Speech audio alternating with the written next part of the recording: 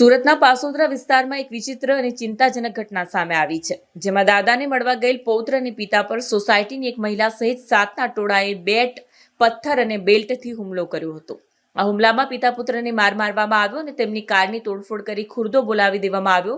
આ સમગ્ર ઘટનાનો લાઈવ વિડીયો અને સીસીટીવી ફૂટેજ પણ સામે આવ્યા છે, જે હાલ સોશિયલ મીડિયા પર વાયરલ થયા છે. પોલીસ સૂત્રો દ્વારા મળેલી માહિતી મુજબ સીમાડા ગામ કૃષ્ણા કોમ્યુમાં રહેતા હિરેન સોલંકી ગત સોમવારે રાત્રે પોતાના પિતા બાલુભાઈ સાથે પાસોદરા ઓમ ટાઉનશીપ 4માં રહેતા તેમના દાદા વલ્લભભાઈને મળવા ગયા હતા.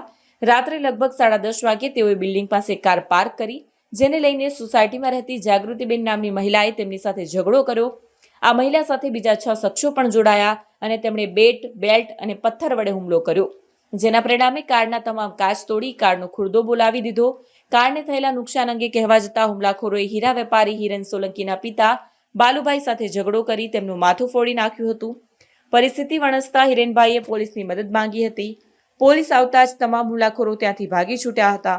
તે દરમિયાન રહીશોએ આ ઘટનાના વિડીયો ઉતાર્યા હતા, જેના આધારે લસકાણા પોલીસે મહિલા સહિત 7ના ટોળા વિરુદ્ધ મારામારી અને હંગામાની કલમ હેઠળ ગુનો નોંધી વધુ તપાસ હાથ ધરી છે. આ ઘટનાથી સોસાયટીમાં તંગ વાતાવરણ જોવા મળી રહ્યું છે.